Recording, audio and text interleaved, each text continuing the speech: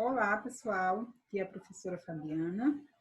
E eu venho aqui nessa aula hoje, da nossa primeira aula online de Geografia para especial os alunos do 8º ano A, da Escola Fernando Rodrigues, onde eu sou a professora de Geografia dessa turma, tá bom? Então, você aí também, que é aluno de outra escola e que estuda com esse livro aqui, ó, Vontade de Saber Geografia do 8º ano, essa aula também pode ser dedicada a você. Essa aula é específica para as páginas 14 e 15 do livro. O nosso conteúdo aí é dinâmica populacional. Vamos entender o que é isso. Dinâmica populacional é o termo que se aplica ao estudo das variações do número de indivíduos da população e dos fatores que influenciam essa variação. Igualmente, inclui a investigação das taxas, em que se refere às perdas e reposições de indivíduos, a de qualquer processo regulador que tenta manter o tamanho da população em equilíbrio ou que pelo menos evita uma variação excessiva. Então, aí essa dinâmica populacional é o que se estuda, é o termo usado para estudar essas variações entre maior ou menor quantidade de indivíduos num certo período e tentar explicar o porquê que isso acontece. Aqui nós temos uma divisão atual da população dividida pelos continentes, viu?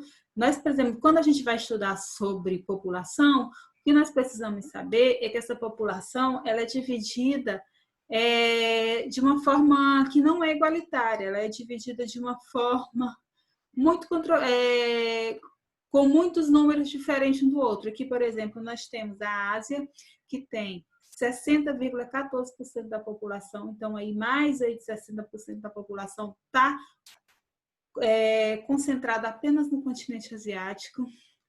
Temos a África com 14,89%, temos a América do Sul com 8,07%,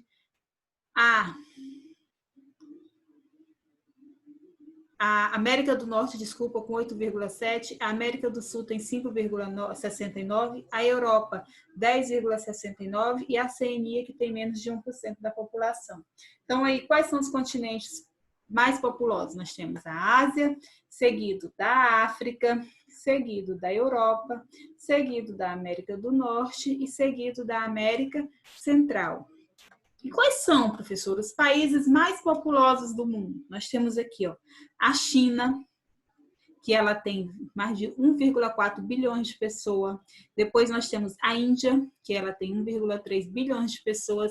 Ambos países estão localizados no continente asiático. Depois nós temos os Estados Unidos, com 329 bilhões, e a Indonésia, viu? Esses são aí os 4 primeiros, e também vem o Paquistão. O Brasil, ele é o 6º país mais populoso do mundo, viu, gente? Então, se nós vermos aí, essa divisão, ela é nada, digamos assim, igualitária, né? Ela é completamente igualitária aí, onde 60% da população está localizada apenas em um continente. Por isso que lá no continente asiático, eles têm uma dinâmica muito grande em relação ao número de nascimentos. Por quê? Porque o número a quantidade de pessoas já estava ficando maior do que o território que eles tinham disponíveis. Então, durante um período da história da humanidade, a população mundial cresceu em ritmo lento. Isso porque, embora as taxas de natalidade fossem elevadas, as taxas de mortalidade também eram elevadas, resultando em uma baixa taxa de crescimento natural. Vocês estão observando que nós temos aqui 3 palavrinhas que estão grifadas: natalidade, mortalidade e crescimento natural. Quando a gente vai entender sobre população do mundo, nós temos que entender o que é natalidade, o que é mortalidade, o que é esse crescimento natural, viu, gente? Nós vamos já entender o que é isso. Então, aí, hoje nós vimos aí que não foi sempre que a população mundial, hoje a população mundial ela está crescendo cada vez mais, num ritmo muito acelerado, só que nem sempre foi assim.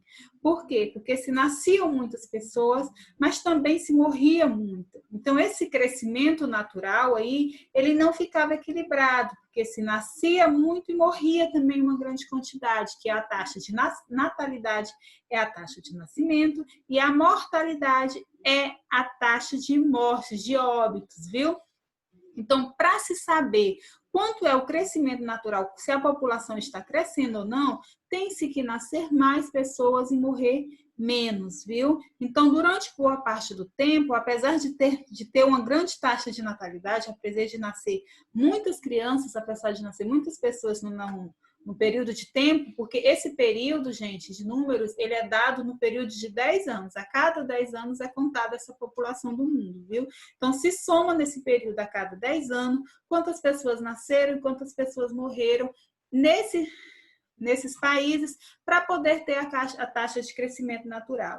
Então, assim, durante muito tempo, se nascia muito, mas se morria também uma grande quantidade, então a população ela ficava assim, meio que estagnada, ela crescia de um ritmo não muito elevado que nós temos hoje. O que é um crescimento vegetativo?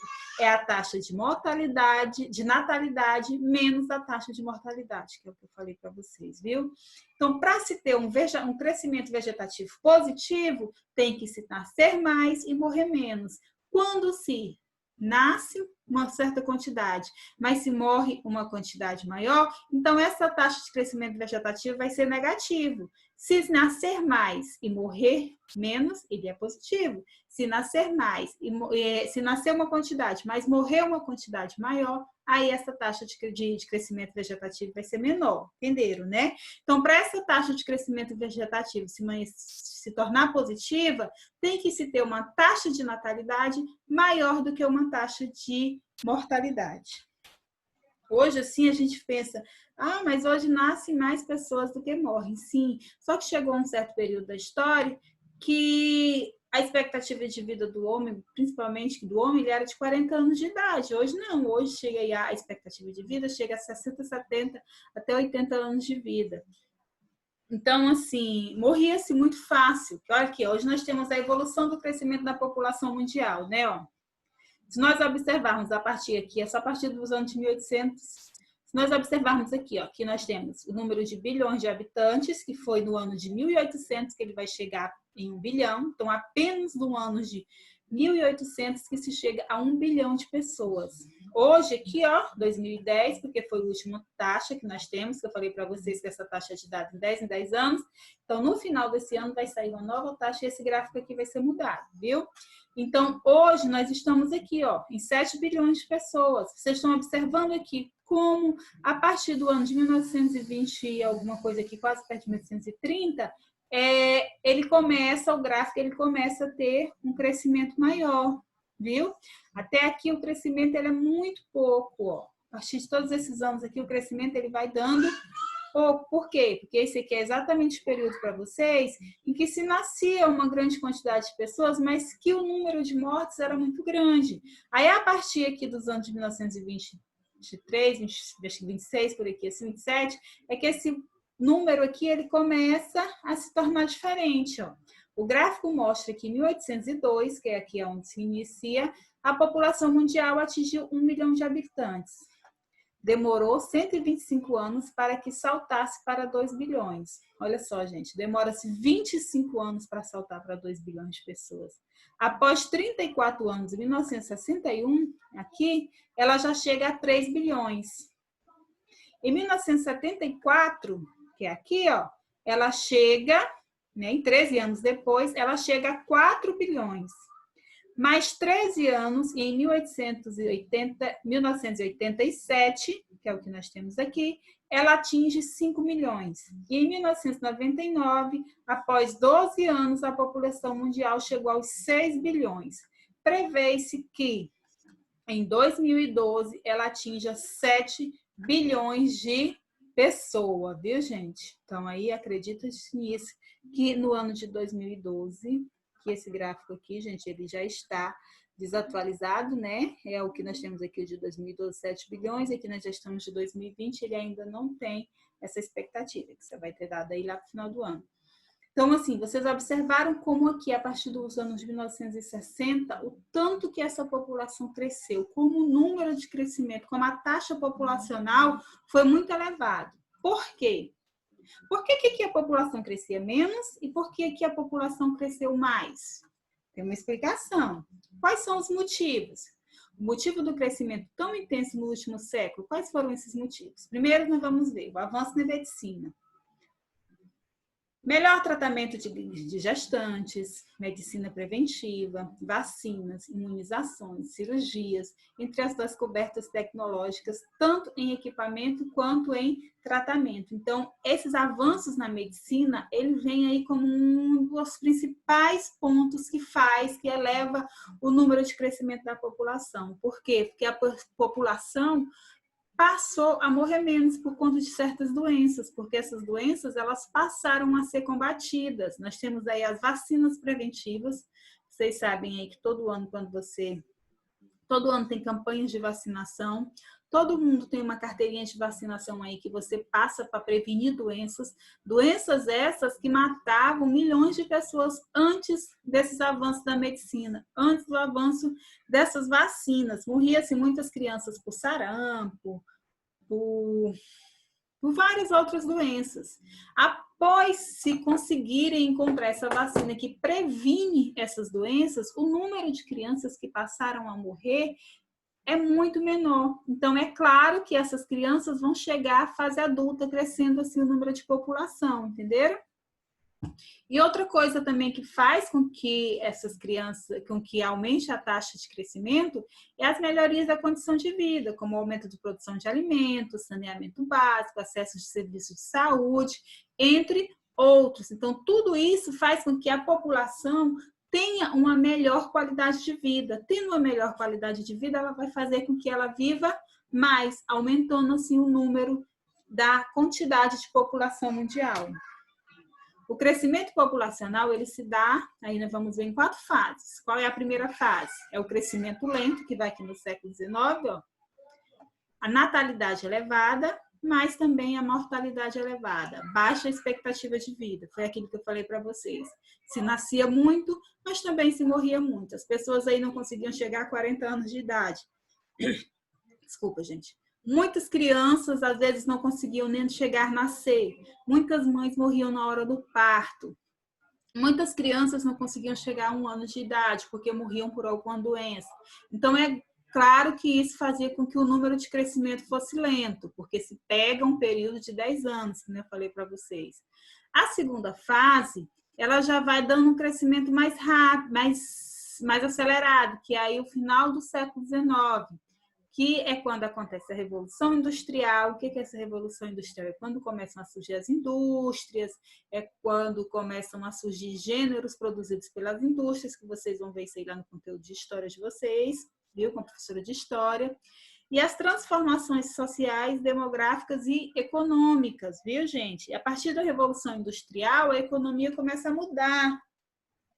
E isso faz com que melhore o crescimento, que melhore a expectativa de vida das pessoas. E além disso também tem a melhoria na agricultura por maior produção de alimentos. Às vezes a gente pode até, hoje vocês podem até falar mais assim, produzindo mais alimentos faz com que a população viva melhor, porque a população vai se alimentar melhor, viu? Aí nós temos a terceira fase, atualmente crescimento acelerado, explosão demográfica, viu? Que vai aí a partir dos anos de 1945. É o crescimento demográfico acelerado após a Segunda Guerra Mundial, viu? Após a Segunda Guerra Mundial, aí, as pessoas, nós vimos lá no gráfico anterior, que esse crescimento ele é bastante acelerado, a grande redução da taxa de mortalidade, aumento da taxa de natalidade e aumento da expectativa de vida, que nem para vocês. Olha aqui, ó, a regrinha básica. Passou-se a nascer mais e a morrer menos. Então, consequentemente, o número de população mundial aumenta. E também aumenta-se a expectativa de vida. O que é essa expectativa de vida? É quantos anos você consegue viver. E a terceira fase, que é atualmente, diminui na taxa, uma diminuição na taxa de crescimento. Agora, crê-se que a população ela vai dar uma estagnada. Por quê? Porque a taxa de natalidade dos países, elas passaram a ser menor, viu? Queda na taxa de natalidade dos países desenvolvidos. Nos países desenvolvidos, as famílias passaram a ter menos filhos, né? O número de filhos passaram a diminuir. Eu tiro um exemplo pela minha casa. Meu avô teve 20 e poucos filhos. Minha mãe teve 8. Eu só tenho 1. Olha a diminuição de dar aí, viu? De 20 passou para 8 e baixou para 1. Então, é isso que está acontecendo nos grandes países desenvolvidos. As pessoas, por trabalharem muito, as mulheres, quando elas começaram a trabalhar fora, começaram a buscar o seu sustento fora, a tendência é que elas tenham menos filhos, viu? Então, é assim, acredita-se que quanto mais grau de instrução tem uma mulher, uma família, menos filhos eles vão ter, né? Tanto é que aqui, ó, nos países subdesenvolvidos, que são aqueles países mais pobres, a taxa de natalidade, ela continua alta, viu? As famílias continuam tendo mais filhos, ok? Então, eu espero que vocês tenham entendido aí o que se dá essa taxa de natalidade, o que é uma taxa de mortalidade. Esses slides são referentes apenas à página 14 e à página 15 do livro didático. Na próxima aula, eu vou vir dando continuidade a esse conteúdo, porque aí nós já vamos mudar de conteúdo, já vamos dar para o movimento, viu, dessa população. Eu espero que tenham gostado. Aqui uma diquinha básica, viu? Fiquem em casa, isolamento é um ato de amor. Não fiquem passeando aí pela rua, ok, gente? Fiquem em casa e até a próxima aula. Beijos, fiquem com Deus e não esqueçam de dar um likezinho lá no vídeo do canal da escola, viu? Beijos, beijos, beijos.